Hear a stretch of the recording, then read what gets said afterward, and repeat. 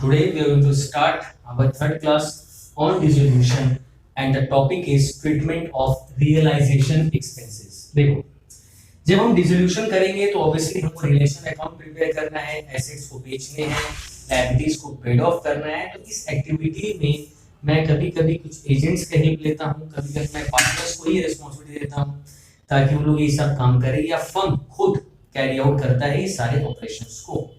तो उस ऑपरेशन में, उस एक्टिविटी में फर्म को कुछ खर्चे बियर करने पड़ते हैं regarding the realisation of assets and payment of liabilities, और उन खर्चों को ही एक साथ नाम दे दिया गया रियलाइजेशन एक्सपेंसेस।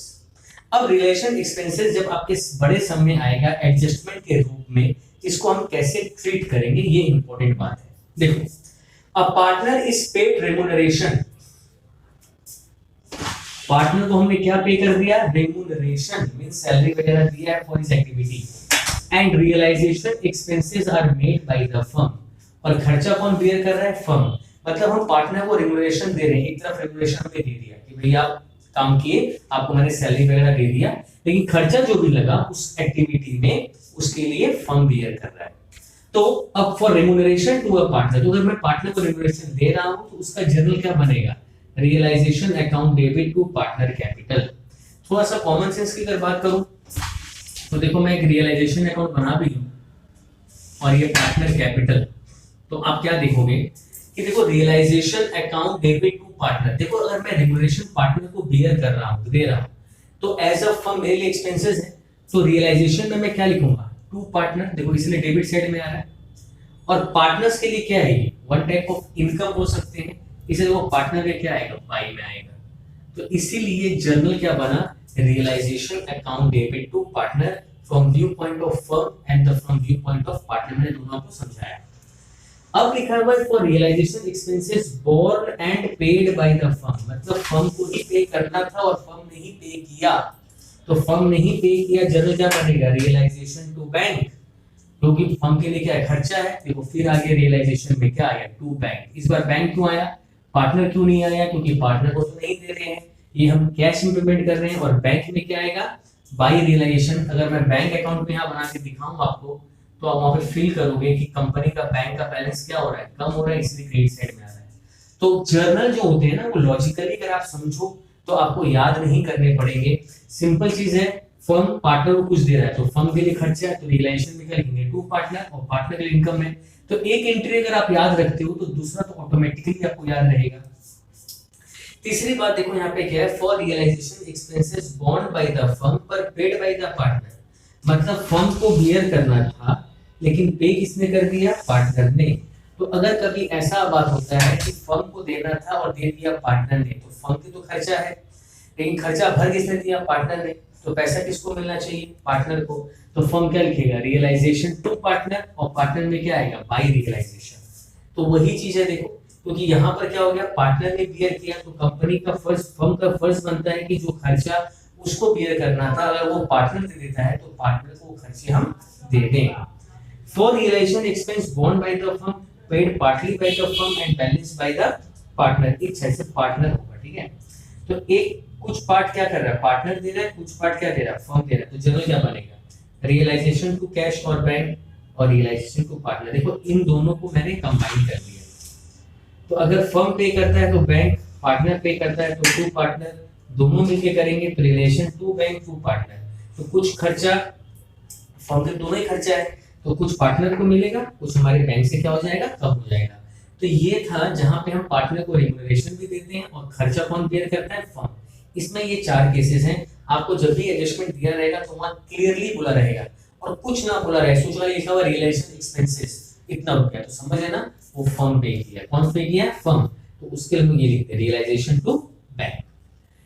दूसरा केस और तीसरा केस मोर और लेस सेम है, मैं बताता हूं क्या है। A partner is paid remuneration and agreed amount as realisation expenses. कई बार क्या होता है, हम पार्टनर्स को रेम्यूनरेशन पे करते हैं और वो इस रेम्यूनरेशन को अग्री कर लेता है, और रियलाइजेशन एक्सपेंस कई बार फर्म को पे करना पड़ता है। तो अगर ऐसा बात हो जाता है कि फर्म पे करता है on behalf of the partner, भरना था पार्टनर को, तो पहला तो लिखेंगे रिलेशन टू पार्टनर, क्योंकि जितना रेम्यूनरेशन उसको मिलना चाहिए वो तो मिलेगा। अब खर्चा उसको बियर करना था, उसने बियर कर लिया है, तो खर्चे का तो एंट्री कुछ करना नहीं है, लेकिन खर्चा उसको बियर करना था, लेकिन पे कौन कर दिया? फर्म। बड़े ध्यान से चीजों को समझना, खर्चा बियर किसको करना था? पार्टनर को। कर कौन दिया? फर्म। जनरल क्या बनेगा? Partner to bank. मतलब सर ऐसे केसेस में जहां पार्टनर को बियर करना था और अगर फर्म पे कर दे तो फर्म क्या करेगा? पार्टनर के पैसे ले लेगा, पार्टनर के बैलेंस को हम क्या करेंगे? कम कर देंगे। पार्टनर में क्या लिखेंगे? टू बैंक, और बैंक में क्या लिखेंगे? Bye partner. मतलब करना क्या है कि फर्म को तो पैसा चाहिए, तो फर्म क्या करेगा? पार्टनर के कैपिटल को डेबिट कर देगा, मतलब उसके कैपिटल से पैसे काट लेगा। A partner is paid fixed amount that includes relation expense। अच्छा, अब ऐसा हो गया कि मैंने उसको रेम्युनरेशन दे दिया, उसके अंदर खर्चे भी हैं, उसके अंदर खर्चे भी हैं। अब क्या हो जाता है ऐसे केसेस में? सेम जनरल रहेगा, दूसरा पार्ट मैंने लिखा नहीं है, वो सेम एज टू है। करना क्या है? जस्ट आपको खर्चे पे करने थे तो फर्म ने आपको क्या कर दिया? रिलेशन टू पार्टनर आपको क्या दे दिया? कमीशन दे दिया, रेम्युनरेशन जो भी आपको दे दिया, और उसके अंदर ही रिलेशन का खर्चा भी है।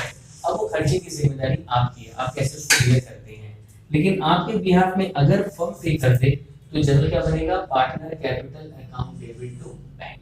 तो हर एक बात जो मैं बोलना चाहता हूँ रिलेशन एक्सपेंसेस के लिए, देखो अगर मैं पार्टनर को रेम्युनरेशन दे रहा हूँ तो एक जगह तो फिक्स है रिलेशन टू पार्टनर। देखो यहाँ भी वो चीज था, यहाँ भी वो चीज है, यहाँ भी वो चीज है। तो अगर पार्टनर को रेम्युनरेशन मिल रहा है तो रिलेशन टू पार्टनर होगा, ये केस हटा दो। अब आते हैं खर्चे के बाद। खर्चा किसको बियर करना था? अगर खर्चा फर्म को बियर करना था और खर्चा फर्म ही दिया तब होगा रिलेशन टू बैंक। सिंपल। खर्चा फर्म को देना था, दे दिया पार्टनर, तब क्या होगा? Realisation to partner. खर्चा फर्म को देना था, दोनों मिलके दे दिया, तो same relation to cash to partner. अब पार्टनर को मैंने रेम्युनरेशन दिया और कहा था अलग से रिलेशन में खर्चा भी आपको बियर करना है। अगर वो ऐसा कर देता है तब तो ठीक है, अगर उसके बिहाफ में फर्म दे दे, ये बहुत इंपॉर्टेंट चीज है कि बियर करना था पार्टनर को, अगर कौन दे दिया? फर्म दे दिया on the behalf of partner, तब बनेगा partner capital account debit to bank. तो बेसिकली क्या है कि ये रिलेशन एक्सपेंसेस की जो ट्रीटमेंट्स हैं बहुत ही बेसिक है। जब आप बड़े सम करोगे तो वहां पे जब आपका एडजस्टमेंट आएगा वो लैंग्वेज को आपको ध्यान से पढ़ना है और ये देखना है पार्टनर को रेम्युनरेशन मिल रहा है कि नहीं, और जो खर्चा है वो कौन बियर कर रहा है। तो रिलेशन एक्सपेंस जो है वो यही था डिस्ट्रीब्यूशन में। अब नेक्स्ट क्लास से हम लोग क्या करेंगे? बड़े बड़े सम्स करेंगे। बेसिकली क्या है कि बड़े सम का जो ट्रीटमेंट है वो सब आप सीख जाओगे। रिलेशन एक्सपेंस को कंफ्यूजन होता है स्टूडेंट्स पे, इसलिए मैंने इस पे एक वीडियो बनाया और नेक्स्ट क्लास से हम लोग इस पे बड़े बड़े सम्स तैयार करेंगे।